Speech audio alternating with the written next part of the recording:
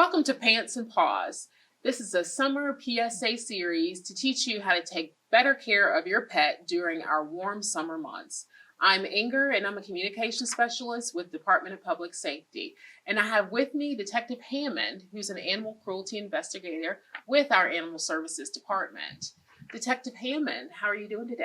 I'm doing well, thank you. That's good. Nice to see you. Tell us a little bit about how you got into the animal cruelty part and what you do. Sure. So my name's Steve Hammond. I work for the Cobb County Police Department, but I'm assigned to Animal Services as their animal cruelty investigator.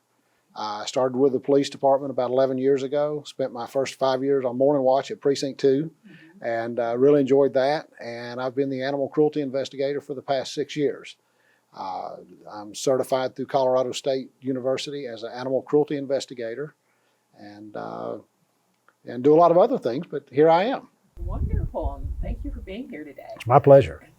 And let's get started. I know it's warm outside, it's hot, and there are a lot of issues with pets and cars, Absolutely. especially during the summer months. What are the types of investigations that you have come across when you're investigating that? So we run the gamut. Generally what happens is a concerned citizen will call. They've spotted a dog left in a car. They can't find the owner, and they're concerned. And so we go out. Our animal services officers are trained to take temperatures. In the car, we do an average of 3 temperatures: the front deck, the rear dash, or the rear deck, and then the location of the animal. We average those temperatures out, and with that average temperature, we make our decisions as to whether the animal is safe in the car or not, or if it needs to be removed from the vehicle, and then where we go from there, whether it's a county ordinance violation citation or the person is arrested for cruelty to animals. So when we look at the temperatures, one of the part that's concerning is we look at the dogs, and I say dogs because generally cats don't like to go for a ride. They're smart enough to stay home in the summer months, so but the dogs, they like to go, and people like to bring their dogs with them. So we look at the average body temperature for the animal, and it's anywhere between 101 to 102.5. That's their body temperature, just like we have an average or normal body temperature of 98.6, plus or minus a little bit based on our metabolism. So we look at that first, and then we look at the temperatures in the vehicle. Once that dog's body temperature, internal temperature, goes over 105, they're at a very high risk for heat stroke. And because of the heat stroke, that is what will damage the dog. That's what will kill the dog. So the dog will start to pant heavily because dogs don't sweat like humans. So they have to lose heat through their paws and through their tongue. So they'll start to pant heavily. And once they're panting heavily, that's their way of trying to dissipate that body heat, that excess heat that's accumulating. We will see them become lethargic or kind of tired. They may go into respiratory distress where they're having difficulty in breathing. As it progresses, they may have bloody vomit or diarrhea. They can go into a coma and have a seizure. So all of those things, and that's just how that heat stroke kinds of progresses, and we want to prevent that from happening. So we look at temperatures in the vehicle. That average temperature, once it climbs over 103, then we're looking at animal cruelty. Under 103, generally a citation from Animal Services for leaving the dog in the car. So what we don't want to have happen is that dog go into distress and then it escalate. If it goes higher than that, depending on the damage to the dog, then we will bring the dog out of the car and it will go to a veterinarian for evaluation. Once it's evaluated, we look at that and see the damage to the dog. If the dog dies as a result of this, then we're now looking at felony charges versus a misdemeanor charge for animal cruelty. So a vehicle parked in the sun, after 10 minutes, the temperature inside can be 102 degrees. After 30 minutes, it can be upwards of 120, and that's with the windows cracked. Just like humidity affects humans, it also affects the animals, and because they're trying, just like we would in a humid environment, to sweat and to remove that heat, we're not able to as much. So one of the rules of thumb for that is if you take the percentage of humidity and add that to the temperature, if it's more than 150, which is very easy to do in Georgia with our 70–80% humidity in the summertime. It's too hot for the dog, and they need to be inside. What if someone parks in the shade? Would that help? It helps to a degree. Again, it depends on the humidity, the outside temperature, and how much shade there is. So it's still, the temperatures can still exceed the safe levels for your animal. Even with tinted windows, that's another thing that comes up. Yeah. We've done some testing with that. We see about a 10-degree overall difference in temperature initially, but as time progresses, that car starts to warm up. And so one of the things that we do, we talked earlier about averaging those temperatures. We look at the front dash, the rear deck, and the location of the animal and average that. Eventually, it's like being in an oven.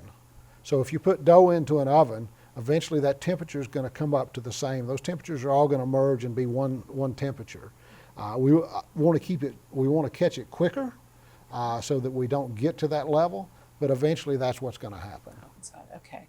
And also, what if they leave the AC on in the car? Does that help, or kind of how does that affect them? Well, it creates a new set of problems. It will help the temperature inside the car, and that's great for the dog. But the problem is you have to leave the car running, and if you leave your car running, you might be giving it away to somebody, along with your dog. So we don't recommend you do that because people will steal your car and your dog. And that's two problems that you really didn't set out to have that day. Absolutely. And what should people do if they see a dog locked in a car?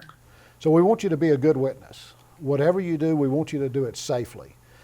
We don't want you to necessarily approach the owner of the dog or the person driving the car, because that may not be safe. But again, be a good witness. We ask you can call 911. If you're not comfortable calling 911, then you can call the non-emergency number, which is 770-499-3911, and that will ring to the dispatch center, and they can dispatch an officer as well. Get the license plate number, description of the vehicle, and explain what you see is going on with the dog, and if you know how long, then how long the car has been parked is helpful as well. And if you saw the driver get out of the car and leave the dog, then by all means, if you can give us a description of the driver and where they went. Gotcha. And what are some suggestions so dog owners don't find themselves in a position where they're being investigated by your team? Well, it's not a pleasant position to be in. What we want to do, honestly, leave the dog at home. We realize that dogs like to go for a ride. People like to take their dogs for a ride. And that's fine. So plan your day accordingly.